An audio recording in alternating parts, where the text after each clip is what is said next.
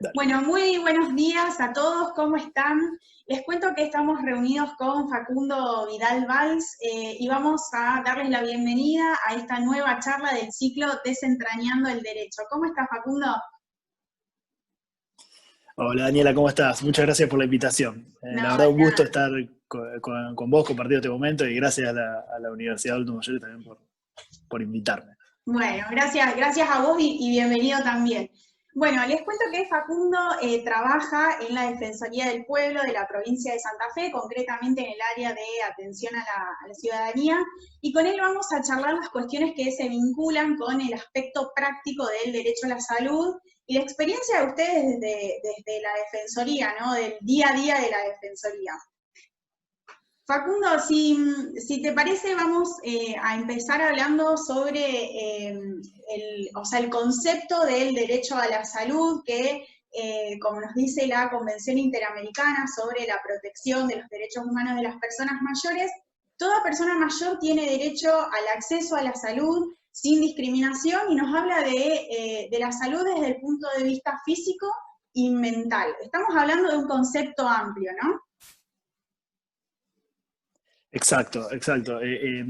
La salud, cuando se refiere digamos, la ONU o los organismos internacionales respecto de la salud en sentido amplio, quieren decir no solamente a la falta de enfermedad, sino también que la propia convención lo recoge. Dice: una persona a medida que envejece tiene derecho a seguir disfrutando de la vida plena, independiente, autónoma. Bueno, esos elementos hacen a la salud. Así como la salud hace a tener una vida plena, es decir, vos vas a tener una vida más plena con salud, el hecho de poder tener una vida plena facilita la salud. Por ejemplo, poder cuidarte con la alimentación, poder tener buenos hábitos, disfrutar una vida feliz con menos estrés. Son dos caras de la misma moneda, pero a eso refiere con un sentido amplio. Es decir, el Estado no solamente tiene que, digamos, al adherir a la convención, no tiene solamente que abstenerse de practicar prácticas, valga la redundancia, ¿no? De realizar prácticas dañinas para la salud de la persona, es decir, no tiene que evitar la realización de prácticas dañinas, sino también tiene que proveer las cuestiones básicas para que las personas tengan ese mínimo de salud que les permite tener esa vida plena, autónoma e independiente. Bien. Un tema particular, el ejemplo que pongo siempre en estos casos es el que sucede con los remedios de PAMI, por ejemplo, que de acuerdo a la política de Estado se otorgan ciertos remedios o no con cobertura integral o parcial. Claro, sí, tal cual. Eso se ve mucho. Y aparte, esto como habla la OMS de un completo bienestar, no solo físico, mental, sino también social. O sea, a eso vamos, ¿no? Exactamente. Bien, Exacto, eso es lo que quería decir, no solo con la falta de enfermedad, sino es claro, un todo. Es un todo que hace la vida plena, que incluye lo físico, lo psíquico y lo social. perfecto. Bueno, y antes de pasar a abordar cuestiones más concretas, nos gustaría también poder charlar un poquito sobre un tema muy importante como es el consentimiento en materia de salud. ¿A qué nos referimos con esto del consentimiento libre e informado? Bueno, respecto de eso, bueno, lo voy a relacionar con la pregunta anterior. Si hablábamos de la salud en sentido amplio, por supuesto que está incluido el respeto de los derechos del paciente. Entonces, en Argentina contamos con una ley sobre derechos del paciente que, si bien regula un montón de cuestiones, zanjó dos discusiones muy grandes. Una es respecto de la titularidad de la historia clínica, que no es lo que me preguntaste, pero de paso lo Sí. cuento. Antes se discutía si el titular de la historia clínica era el paciente, el sanatorio o incluso el Estado. Bueno, la ley puso fin a esa discusión y dijo: el titular de la historia clínica, para mí con buen criterio, es el paciente. Y al solo requerimiento tienen que entregársela en 48 horas. Eso por un lado, y por otro, lo que vos me consultabas, que me llega una cosa a la otra, es el consentimiento informado. Esto también lo regula la ley y lo ve como la declaración de voluntad hecha por el paciente, o incluso contempla la posibilidad de que sea un tercero, un representante legal, es decir, una persona, cuando la persona no puede, digamos, expresar su voluntad, ya sea por un problema que le produzca la disminución de la capacidad precisamente de expresar su voluntad, ya sea porque es menor de edad o tiene, por ejemplo, declarada una restricción judicial de la capacidad, como sucede con discapacidades intelectuales profundas tal vez. En esos casos puede hacerlo un tercero. Y esta declaración de voluntad tiene que ser luego de haber recibido por parte del profesional tratante información clara, precisa y adecuada, dice esos 3 puntos la ley, acerca de cuál es la enfermedad que padece, cuál es el tratamiento que va a seguirse, cuáles son las posibles consecuencias de ese tratamiento, si tiene alternativas, qué sucede si no se realiza el tratamiento. Todo eso es el deber de información del médico o de la institución sanatorial y el derecho a la información del paciente. Un derecho a la información que todos los usuarios lo tenemos por la Ley de Defensa del Consumidor. La Ley de Derecho del Paciente lo que hace es lo recoge para el usuario del servicio de salud. Bien, bárbaro. Y esto, lo importante de cómo brindamos la información, que detalla que tiene que ser una información clara, sencilla, que hay que tener en cuenta las necesidades de comunicación del paciente, obviamente, la identidad cultural y otras cuestiones, ¿no? Exactamente, no solamente tiene que ser emitida, porque lo que sucedía, o lo que sigue sucediendo en muchos casos, es que le daban un toco de papeles como consentimiento informado, que la persona previa a entrar a una cirugía no llegaba ni a leerlo. Tiene que ser claro y es obligación del médico o de la institución sanatorial proporcionar los métodos para que la información sea clara. ¿Eso qué significa? Significa, entre otras cosas, la inversión de la carga de la prueba. Perdón que hable muy bien jurídico, pero eso significa que no es el paciente el que tiene que demostrar que no le informaron bien. En caso de duda, es el sanatorio que tiene que acreditar haberlo informado bien al paciente. Claro. Y eso es importante, muy. Vamos a pasar en realidad a charlar cuestiones concretas que se vinculan con la práctica de la defensoría. Te pregunto, por ejemplo, ante cuestiones relacionadas con el incumplimiento de las prestaciones médicas obligatorias por las obras sociales, por ejemplo, si soy afiliada a IAPOS y tengo que operarme y están retrasando la entrega de una prótesis. En esos casos, ¿qué herramientas tienen ustedes de la Defensoría? ¿Cómo intervienen? Yo creo que a mi criterio, ¿no? Lo más importante que hacemos de la Defensoría es el asesoramiento. Fundamentalmente, creo que no estoy al tanto de la estadística, pero un porcentaje alto de los temas que llegan se resuelven con el asesoramiento. Es decir, primero le indicamos al afiliado a una obra social, en este caso, cómo debe hacer el reclamo, que muchas veces la obra social no te lo explica, en otras oportunidades, tal vez por barreras propias de una discapacidad o por desconocimiento, no se hace el reclamo. Y con eso se resuelven un montón de casos. Es decir, explicarle que, por ejemplo, en el caso de la prótesis, tiene que pedirle al médico un resumen de historia clínica o un pedido médico fundado que indique las razones por las cuales necesita esa prótesis. No es suficiente decir necesito una prótesis, sino por qué lo necesita, cuál es la urgencia, cuáles son los riesgos de la demora y, sobre todo, si necesita una prótesis de determinadas características, explicar por qué debe ser esa y no otra. Por ejemplo, recibimos muchos reclamos que los médicos indican prótesis importadas. La ley autoriza la provisión de prótesis importadas, pero de manera excepcional, es decir, cuando no haya una prótesis nacional que se adecue a las características, exactamente. Claro. Hecho eso, te decía, se resuelven bastantes casos con el simple hecho de cómo, no solamente cómo tiene que ser el pedido, sino cómo tiene que gestionar la obra social. Les recomendamos que presenten original y copia siempre de todo lo que acompaña en la obra social, a los fines de que le quede una constancia de presentación y que se lo hagan recibir. Ante esas cuestiones, al habilitarse el correcto procedimiento, los problemas tienden a resolverse más. Pero aún en caso de que, habiendo hecho todo eso, no se resuelva, ahí intervenimos nosotros. ¿De qué manera?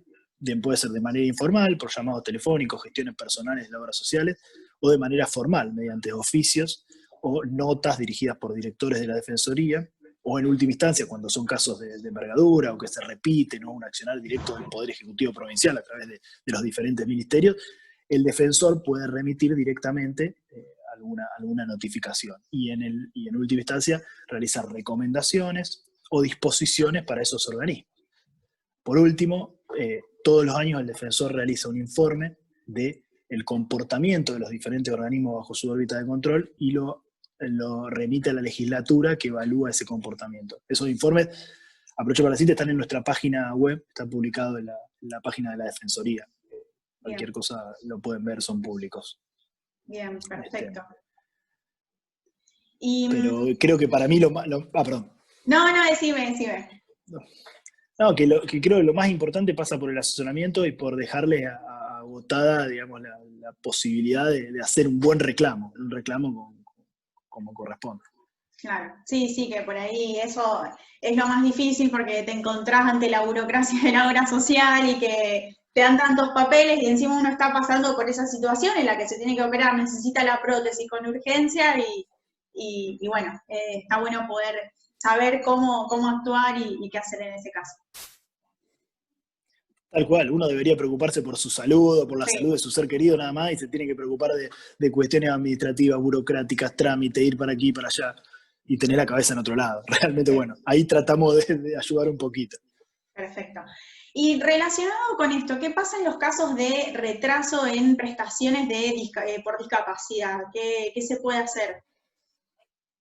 Bueno, ahí vemos muchos reclamos a diario por ese tema. Yo lo dividiría en dos cuestiones. Por un lado está el retraso en autorización y cobertura de prestaciones. Bien. Y por otro lado está prestaciones autorizadas y que se están llevando a cabo, que hay retraso en el pago a prestadores. Son dos cuestiones totalmente distintas. Ujú. Por un lado, en materia de discapacidad, primero quiero decir que la ley 24901 contempla la cobertura integral de todas las prestaciones médico-asistenciales, eso no está discutido de ninguna manera. Las obras sociales no deberían discutirlo siempre que se pida correctamente, que se cuente con el certificado de discapacidad, que las prestaciones estén pedidas de manera fundada por el médico, como decíamos antes. Bueno, en caso de prestaciones que no fueron autorizadas o que no fueron cubiertas efectivamente, en ese caso la persona puede venir a la defensoría, como yo te decía anteriormente, puede hacer el reclamo como corresponde, nosotros lo asesoraremos, lo acompañamos. Si no lo podemos resolver nosotros, porque o es un organismo que no está bajo nuestra órbita de control, porque nosotros formalmente somos organismo de control de IAPOS, que es la obra social provincial, pero no de las obras sociales nacionales. Existe el organismo de control de las obras sociales nacionales administrativo, que es la Superintendencia de Servicios de Salud. Si hago mucho lío, vos avísame, porque por No, ahí no, se lo veo a entiende diario perfecto. y me completo. Bárbaro, me alegro. Eh, Puede recurrir directamente a la superintendencia. Nosotros tratamos de resolverlo en forma informal, para ver si lo podemos resolver más rápido. Si Claro. no, la superintendencia como organismo de control tiene que hacer un trámite formal y por ahí es más burocrático y más lento. Pero la realidad es que tiene la facultad de exigirle a la obra social, dentro de los procedimientos administrativos, cuestiones que nosotros no tenemos salvo con IAPO.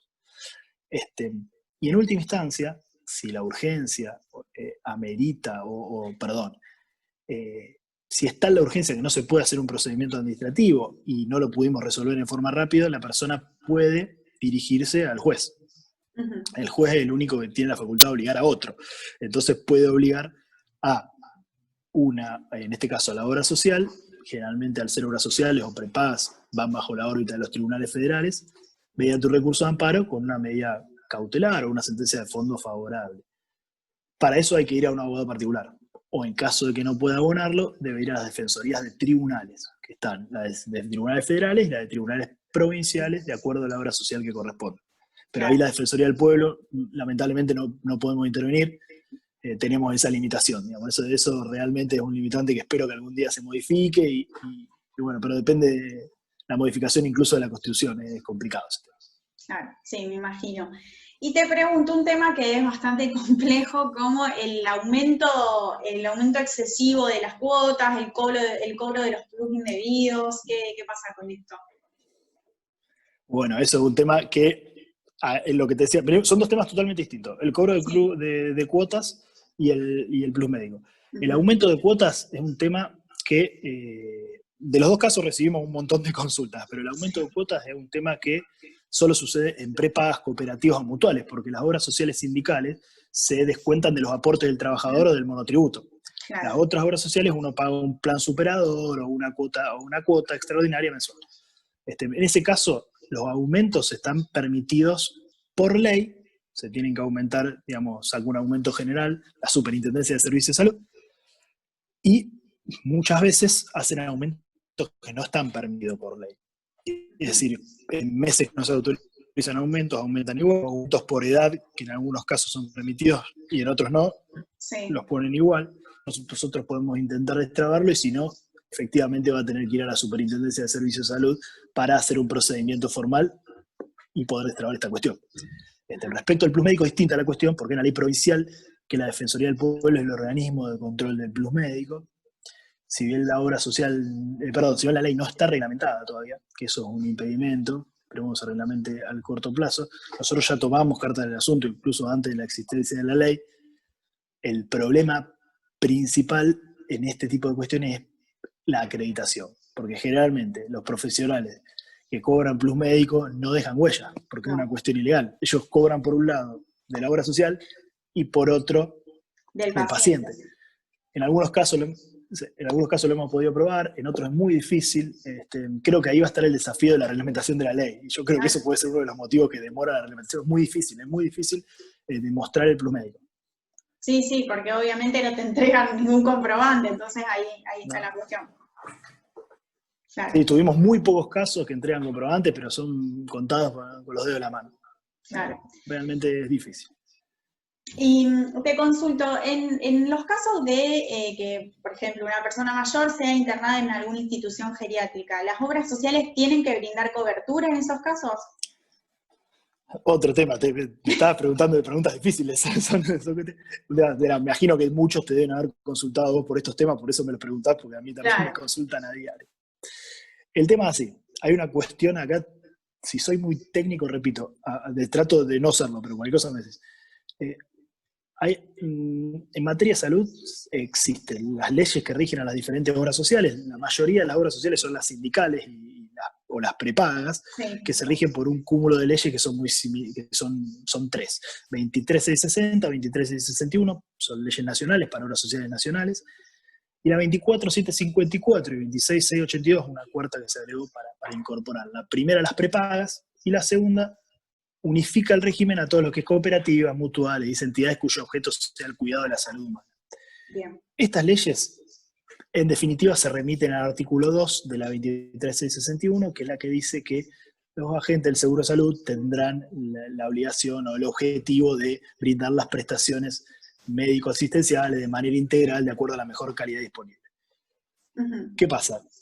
Eso es muy vago y había que determinarlo. Se determinó por diferentes leyes especiales y decretos de resoluciones. Hay una resolución que es la 201 del 2002 del Ministerio de Salud, que se llama Programa Médico Obligatorio. Este programa médico obligatorio dice, bueno, estas prestaciones son obligatorias para la obra social, estas no, estas se cubren parcialmente, estas se cubren totalmente. ¿Qué sucede? Después, con el paso del tiempo, hubo muchas discusiones, como la ley dice que es integral y el PMO dice que no. Bueno, hubo un montón de juicios, la Corte Suprema dijo, bueno, el PMO es un piso prestacional, la obligación es integral. Cuando el afiliado no lo puede pagar, la obra social igual tiene que pagar el 100%. Claro. Entonces, vos me preguntás, ¿geriatría? No está en el PMO. Entonces, administrativamente es muy difícil que la obra social te lo otorgue. Lo cubre. Uh-huh. Hay obras sociales como PAMI, como IAPOS, como OSECAC, que lo otorgan como una prestación social, una prestación asistencial en base a la situación socioeconómica del afiliado y su grupo familiar. Hacen cuestionamientos sobre los ingresos de todo el grupo familiar que particularmente pienso que no corresponden, pero bueno, es como un subsidio que otorgan, hacen, digamos, lo que quieren básicamente, un criterio para dar una ayuda. Lo que sucede en la práctica, en la mayoría de los casos, es una solución más sencilla. La mayoría de las personas que decide ir a vivir a un geriátrico, a una institución geriátrica, es una persona que tiene dependencia para la actividad de la vida diaria, generalmente, porque si no uno elige vivir en forma autónoma, elige si puede hacerlo, vive en su domicilio, necesita asistencia, ayuda. Cuando tiene las limitaciones para la actividad de la vida diaria, es a raíz de una enfermedad discapacitante o de cierta discapacidad. Entonces le otorga el certificado único de discapacidad. Puede ir a la subsecretaría de inclusión, solicitarlo, le dan un turno y si cumple con los requisitos para obtener ese certificado, se lo otorgan. Que la dependencia para la actividad de la vida diaria precisamente es uno de esos requisitos, las limitaciones funcionales, etc. En ese caso le otorgan el certificado y tiene acceso a una serie de prestaciones que, como decía antes, por ley 24.901, son obligatorias sin dudarlo. Entre esas prestaciones existe una prestación que se llama Hogar. Hogar es un sistema alternativo a la vivienda con el grupo familiar para personas precisamente que tienen carencia de familia continente, es decir, una familia que no puede atenderla, y generalmente cuando la dependencia es tan grande es muy difícil que una familia esté en condiciones de poder atender a una persona, porque no está capacitada desde el punto de vista profesional para poder atender Sí, a sí, una seguro. persona Es con complejo. ciertas necesidades, y tal cual, y dependencia absoluta para la actividad de la vida diaria. En ese caso se le otorga hogar, y hogar pasa a ser muy parecido a geriátrico. ¿Qué sucede en la práctica? No hay hogares para discapacidad, para personas con discapacidad, o hay muy pocos lugares para personas mayores. Entonces, las obras sociales terminan reconociendo para personas con discapacidad mayores de 60 años que necesitan hogar, un geriátrico. ¿Es lo mismo? No. ¿Son muy parecidos? Sí, son parecidos. Y es una solución que es, digamos, es una solución que ha resuelto problemas, sí. En la actualidad resuelve los problemas, sí. Claro. Porque no tienen que hacerse cargo en forma particular, lo cubre la obra social y están atendidos. Tal vez necesiten otras prestaciones complementarias para poder hacer frente a todas las barreras que su discapacidad la representa. No hace falta, no es suficiente el geriátrico, digamos. Pero bueno, en la práctica se está resolviendo así la cuestión. Bien. O sea, la idea es que puedan cubrirlo a través de esta alternativa que sería el certificado de discapacidad, ¿no? Exactamente. Sí, Bien. sí, sí. Actualmente está haciendo así. Bien. Y en Lo los ideal temas. sería que haya, Perdón. perdón, Sí. lo ideal sería que haya hogares habilitados para adultos mayores. Si hubiese hogares habilitados para adultos mayores, los adultos mayores, perdón, las personas mayores con discapacidad Sí. podrían ir a un hogar y no a una institución geriátrica. O que Claro. las instituciones geriátricas se habiliten también en la Superintendencia de Servicios de Salud para brindar servicios para personas con discapacidad. Claro. Bien. ¿Y ustedes tienen competencia para intervenir, por ejemplo, en algún supuesto donde haya una persona que fue internada en contra de su voluntad? Bueno, nosotros no, particularmente yo en el área que trabajo, yo trabajo en atención a la ciudadanía, no tenemos Sí. competencia directa para intervenir estos casos. Estos casos se abordan generalmente a través del Centro de Asistencia a la Víctima. Yo creo que ustedes ya estuvieron hablando Sí, con la gente del CAP, no sé sí, si le ahora preguntaron este las que tema. viene, pero ya venimos trabajando hace un montón con María Laura, con las chicas, sí. Sí, bueno, María Laura con la experiencia, bueno, y todas las chicas con la experiencia que tienen, cómo abordan los temas, realmente da gusto trabajar con ella. Yo cuando me llegan Exacto. estos casos o los derivo a ella, los trabajamos en conjunto, pero los que realmente saben cómo abordar estos temas y tienen la competencia y la experiencia y el bagaje en todo este tema son ellos. Eso realmente le dejo abierto para la semana que viene que lo hablen con ella porque Perfecto. Lo charlamos ahí con lo ella. van a resolver. Y te pregunto, una Dale. pregunta sumamente actual en este tiempo de pandemia, el tema de hisopado, porque muchas veces nos encontramos frente a este dilema que tenemos que someternos a alguna cirugía o algún estudio y nos piden el hisopado, que obviamente es lógico que lo soliciten por una cuestión preventiva, pero también el hecho de afrontarlo muchas veces es muy costoso poder hacerse el estudio, ¿no? ¿Qué pasa en estos Es casos? tremendo. Sí, No, es tremendo porque realmente la pandemia, bueno, nadie se lo esperaba y todas estas cuestiones propias de la pandemia no están reguladas en ningún lado. Imagínate que no, esto no hay nada, absolutamente nada escrito del tema qué sucede con los hisopados de COVID-19, ¿no? Imposible preverlo. La verdad es que es un tema que a nosotros nos preocupó mucho, la Defensoría intervenimos bastante porque sí, tuvimos muchas consultas. Los sanatorios en un principio cuando se avanzó de fase, viste que estábamos, cuando se permitieron algunas cuestiones, por sí, ejemplo, cirugías programadas y este tipo de cuestiones, la gente se volcó a los sanatorios de nuevo, que el primer aislamiento no lo habían hecho. claro, Y ahí empezaron estos cobros y hubo muchísimas consultas. Lo que hizo el defensor fue rápidamente escribir una carta al ministro de Salud, y el ministro de Salud respondió con una resolución, que es la resolución 1 del 2020 de la Secretaría de Salud del Ministerio de Salud. Y dice básicamente que no es recomendable practicar hisopados, fundamentalmente a embarazadas y personas que están por ser sometidas a una cirugía programada, si no presenta síntomas o contacto o alguna otra cuestión médica para realizarse el hisopado. bien, Entonces, nosotros, tomó mucha publicidad, no hizo falta ni que la remitiésemos nosotros, pero los sanatorios, la mayoría dejó de exigirlo. Hay algunos que siguen exigiéndolo. Yo te voy a dar mi opinión personal, para mí no corresponde, porque hay personas que siguen ingresando igual al sanatorio sin hacerse el hisopado. Entonces, cobrarle a una persona un hisopado en esta situación es muy complicado. Más cuando ni siquiera con el hisopado se asegura que ingresando al sanatorio no se contagie el No, tal virus cual. o que en otro lado no se lo contagie. Pero independientemente de eso, lo que entendemos nosotros que debe hacer es pedir el hisopado cuando se dan los criterios que indica el ministro de Salud. Y en ese caso, al ser un criterio médico y tener el fundamento médico, son prestaciones que, siendo generalmente, o cuestiones en estos casos relativas al parto o relativas a cirugías, van incluidas en el programa médico obligatorio con cobertura integral. Lo que te explicaba antes del programa médico obligatorio, que no deja discusión a las prestaciones mínimas, dice que tanto lo que es cirugías como lo que es embarazo, parto y hasta el año de vida del bebé, es todo con cobertura integral. Entonces, si vos pedís una práctica o un hisopado como requisito indispensable para una cirugía o para el parto, estaría incluido en eso, como con el debido aval médico fundamentado para poder pedírselo a la obra social que lo cubra. Bien. Que en realidad creo que el problema se resuelve mucho más fácil.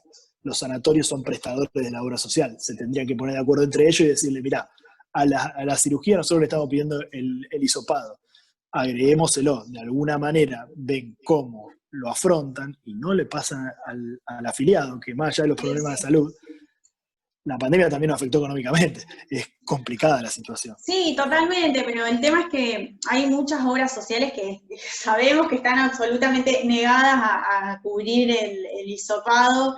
Entonces, está bueno esto que vos decís, que debería incluirse, si me lo pide para un parto, para una cirugía, dentro del PMO. Eso está bueno aclararlo y que la gente lo sepa y lo pueda exigir para no tener que afrontar el pago del hisopado, que hoy en día está bastante complicado. Es carísimo. Es Y carísimo. aparte, siempre que lo pide un médico, obviamente, para poder exigirse a la obra social, Sí. Obvio. tiene que contar con el aval médico. Quiero dejar eso en claro porque es fundamental. No, obvio, claro, sí, tiene que tener la prescripción del médico para que lo pueda cubrir. Bueno. No sé, Facundo, si querés agregar algo más, alguna otra consulta que les haya llegado en este último tiempo. No, generalmente las dudas o las consultas fundamentales fueron por esos temas. También Claro. ahora hay muchos problemas por el tema de las prescripciones virtuales o de las presentaciones virtuales de las obras sociales que de a poco se van resolviendo, precisamente porque es muy difícil para todo el mundo acomodarse a este tipo de cuestiones. Hay personas que no estaban familiarizadas con la tecnología, hay obras sociales que han perdido la mitad de sus empleados por la edad o por el contagio o con sedes en Buenos Aires cerradas, y eso ha significado problemas. Pero yo quiero destacar que de todos lados, en lo que va de la pandemia, encontré una muy buena predisposición, que por ahí antes con el trabajo, la vorágine del día a día no se veía como ahora. Ahora la mayoría de las obras sociales tratan de resolver el problema de manera, aunque sea informal, pero solucionar la cuestión a la gente. La verdad que me he encontrado buena respuesta en general. Hay excepciones, como siempre, pero la mayoría me han respondido muy bien. Bueno, y por último, ¿querés contarnos cómo están trabajando? Más que nada contarnos dónde están ubicados, para la gente que no sepa, cómo están trabajando en esta época de pandemia, los horarios y demás. Dale, la Defensoría está en Pasaje Álvarez 1516. Trabajamos de lunes a viernes de 8 a 18. Eso habitualmente. Ahora con la pandemia estamos justo en estas 2 o 3 semanas que no sabemos cómo va a seguir. Estamos haciendo desde casa. De hecho, yo ahora estoy en mi casa. Y tenemos un teléfono cada uno de guardia de la Defensoría. Y un correo electrónico de la Defensoría, con el cual se pueden comunicar en ese horario. Si querés te los paso, te los digo ahora. O después lo cargamos en la publicación, no hay problema. Después me los pasás y los cargamos en la publicación. Dale, buenísimo. Y bueno, y tratamos de responder los correos y los teléfonos, que la gente realmente está consultando bastante. Hay muchas consultas por todas estas cuestiones y se vienen resolviendo. La verdad que por suerte estamos teniendo una recepción. Bueno, bárbaro. Bueno, muchísimas gracias por participar, por toda esta información que está muy buena, sobre todo en este momento. Bueno, Daniela, muchas gracias a vos, a toda la universidad. Realmente nos encanta la Defensoría poder participar de estas cuestiones que nos tienen en cuenta constantemente, y bueno, todo lo que sea para poder llegar a que la gente resuelva los conflictos, creo que evite los conflictos es mucho más importante que resolverlos. Tal vez con estas cuestiones evitamos muchos problemas. Por eso, gracias por la oportunidad. Bueno, no, gracias a vos. Bueno, nos vemos y yo los espero el martes próximo a las 10 de la mañana. Un saludo. Chao, hasta luego.